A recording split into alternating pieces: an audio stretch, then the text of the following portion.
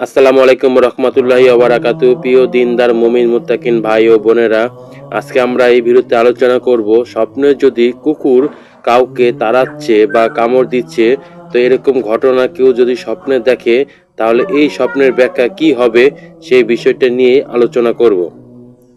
মানুষ যত স্বপ্ন দেখে তা মূলত দুই ধরনের হয়ে থাকে: এক, সত্য স্বপ্ন; দুই, অসৎ স্বপ্ন। সত্য স্বপ্ন নবীদের ও তাদের অনুসারী নেককার লোকদের স্বপ্ন হয়। দ্বিতীয় প্রকার হলো মিথ্যা স্বপ্ন, যা কোনো ব্যাপারে সতর্ক করে, যেমন শয়তানের খেলা, যা দিয়ে কাউকে ভারাক্রান্ত করে তোলে, ফলে সে দেখে যে তার মাথা কেটে ফেলা হয়েছে। যদি স্বপ্নে দেখে কুকুর তাকে কামড় দেয়, তবে তার সাথে খারাপ কিছু ঘটতে পারে। অবশ্যই তাকে কিছু সদকা করতে হবে, অর্থাৎ তার জীবনে সদকা জারিয়া কিছু অর্থ গরিব, দুঃখী, অসহায়, এতে মানুষদেরকে দান করতে হবে। কারণ সদকা জারিয়া করলে মানুষের বিপদ আপদ থেকে হেফাজত পায়। যদি একটি কুকুর তার জামা কাপড় ছিঁড়ে ফেলে এমন কিছু স্বপ্ন দেখে, তবে একজন নীচ লোক তার সম্মানহানি করার আশঙ্কা আছে। যে ব্যক্তি স্বপ্নে কুকুরের মাংস খায়, তার যদি শত্রু থাকে তাহলে শত্রুর পক্ষ থেকে তার কোনো অনিষ্টতা আশঙ্কা করা যায়। আর এটাও হতে পারে তার যদি কোনো কাজের লোক থাকে তাহলে সে তার সাথে বিশ্বাসঘাতকতাও করতে পারে। তার ধন সম্পদ আত্মসাৎ করারও আশঙ্কা থাকতে পারে।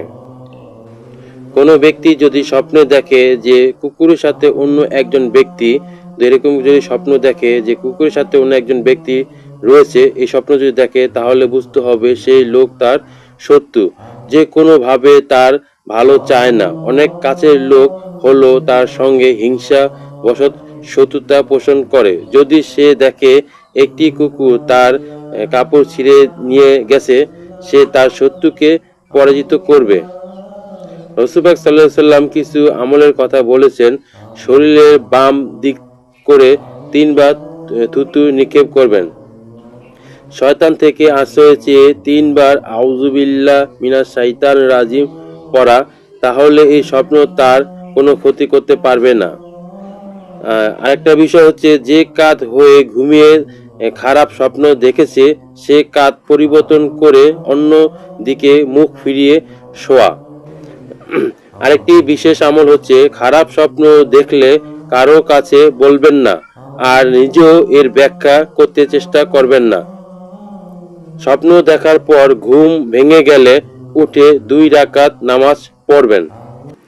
এক হাদিসে উল্লেখ আছে, হযরত জাবির আলাইহিস সালাম থেকে বর্ণিত, রাসূল সাল্লাল্লাহু আলাইহি সাল্লাম বলেছেন, তোমাদের কেউ স্বপ্ন অপছন্দনীয় কিছু দেখলে সে যেন 3 বার বাম দিকে থুতু ফেলে, 3 বার শয়তান থেকে আল্লাহর কাছে আশ্রয় চায়, যে পাশে শুয়েছে তার পরিবর্তন করবে।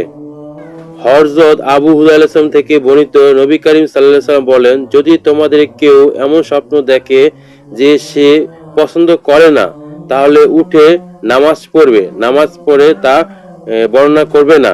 নামাজ পড়ার পর সেই স্বপ্নের কথা কাউকে বলবে না।